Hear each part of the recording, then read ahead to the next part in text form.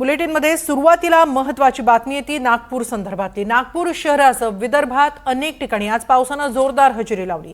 या पावसामुळे नागपुरातील सोमलवार शाळेभोवती पाणी साचलं। अवघ्या 2 तासात नागपूरमध्ये अगदी पूरस्थिती निर्माण झाली। त्यामुळे शेकडो विद्यार्थी शाळेत अडकून पडले। अचानक पावसाचा जोर वाढल्याने शाळेतून मुलांना बाहेर काढणंही कठीण झालं।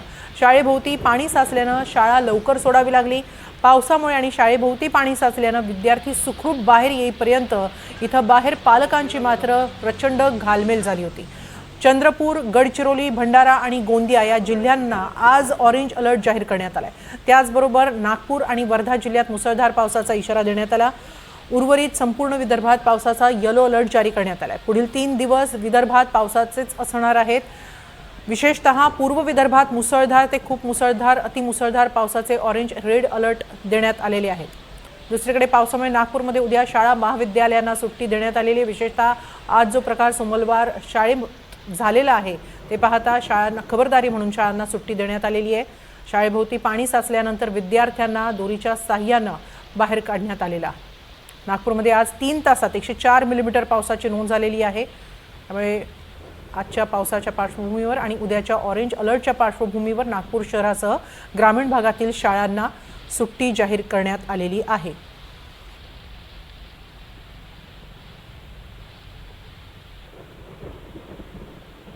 साधारण 1 तासामध्येच पाणी गुडघ्यापर्यंत जमल्याचं निदर्शनास आलं आणि ही परिस्थिती बघताच ताबडतोब आम्ही ॲक्शनमध्ये आलो। डिझास्टर मॅनेजमेंटला कॉल केला, फायर ब्रिगेडला कॉल केला, पालकांना मेसेजिंग केलं।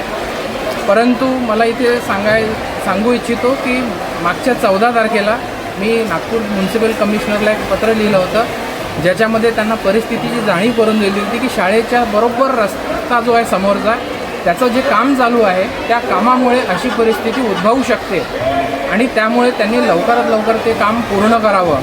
परंतु ते न झाल्यामुळे आज ही परिस्थिती ओढवलेली आहे। नागपूरमध्ये अवघ्या 1.5 ते 3 तासांच्या कालावधीत 100 मिलीमीटरपेक्षा जास्त पावसाची नोंद झाली आहे। त्यामुळे शहर अक्षरशः जलमय झालं। आज दिवसभरात नागपूरमध्ये 179.7 मिलीमीटर पावसाची नोंद झाली आणि त्यातील बहुतांश पाऊस हा दुपारच्या सत्रात काही तासांत कोसळले आहे। मुसळधार पावसामुळे शहरातील अनेक प्रमुख मार्गांवर पाणी साचलं। विमानतळाच्या मुख्य रस्त्यालगत दोन्ही बाजूंना तलावासारखी परिस्थिती निर्माण झाली। याबाबतचा आढावा घेतलाय आमचे प्रतिनिधी संजय तिवारी यांनी। मंगळवारी दुपारी अवघ्या 1.5 तासात नागपुरात 100 मिलीमीटरपेक्षा जास्त पाऊस झाला आणि काय परिणिती झाली, काय परिस्थिती ओढवली आपण पाहू शकतो। हा जो मार्ग आपण पाहतो आहे हा वर्धा रोड ते नागपूर विमानतळाकडे जाणारा मुख्य अप्रोच मार्ग आहे। या मुख्य अप्रोच मार्गावर त्या बाजूला अगदी तळ्यासारखी परिस्थिती निर्माण झालेली आहे। तिथून उंच भागातून खाली खोलगट भागाकडे म्हणजे रस्त्याच्या या दिशेने पावसाचं जे पाणी आहे, साचलेलं पाणी ते अजूनही वेगात इथे पोहोचलेलं आहे आणि तळ्यासारखी परिस्थिती निर्माण झालेली आहे। आपण पाहू शकतो की विमानतळ जे नागपूरचं डॉक्टर बाबासाहेब आंबेडकर आंतरराष्ट्रीय विमानतळ आहे तिकडे जाणारा हा मुख्य रस्ता आहे आणि हा मुख्य रस्ता गेले कित्येक तासापासून बंद आहे आणि त्याचं कारण हेच की पावसाचं पाणी, साचलेलं पाणी अगदी या भागामध्ये अगदी साचलेलं दिसते आणि ते पुढे या इकडे माझ्या उजव्या बाजूला जर आपण इकडे बघितलं तर हा जो नाला आहे हा नालासुद्धा ओव्हरफ्लो झालेला आहे आणि अगदी इथून तर सोनेगाव जो पोलीस स्टेशन आहे अगदी तिथपर्यंत अगदी रस्त्यामध्ये सुद्धा हा पाणी गेली कित्येक तास साचून आहे। दुचाकी गाड्या असतील, 4 चाकी गाड्या असतील, काही तरुण हिम्मत करून तिथे पाण्यातून गाडी नेण्याचा प्रयत्न करत आहेत आणि काहींना यश मिळतं आहे, काहींना मग गाडी ढकलत न्यावी लागते आणि त्याच्या मागे आपण जी बसेसची रांग बघताय ती नागपूर वर्धा जो मार्ग आहे, हायवे आहे, तिथली जी ट्रॅफिक आहे त्याची परिस्थिती दिसते आहे। अगदी हळूवार, अगदी कासवाच्या गतीनं वाहतूक सुरू आहे।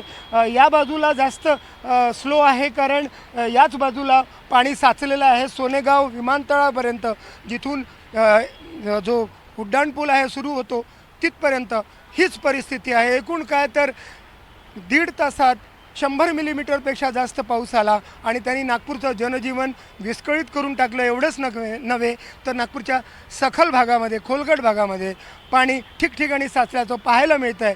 काही ठिकाणी घरापर्यंत पाणी पोहोचल्याचं सांगण्यात येतं आहे. नरेंद्रनगर, मनीषनगर त्या भागातसुद्धा काहीशी तशीच परिस्थिती बघायला मिळते. व्हिडिओ जर्नलिस्ट विनय शुक्लासोबत संजय तिवारी, NDTV मराठी, नागपूर. तो अभी जो एक सिस्टम्स बने हैं डीप डिप्रेशंस के तौर पे, जो अभी ऑलमोस्ट लैंड की तरफ आ चुका है, जो छत्तीसगढ़ और वर्धा को भी ऐसा उम्मीद है कि एक अच्छी बारिश मिलेगी, जिसकी इंटेंसिटी जो होगी वो very heavy to extremely heavy तक हो सकती है, और जो रेनफॉल्स मिलेंगे 130-40 mm या उससे भी ज़्यादा मिलने की संभावना बन रही है.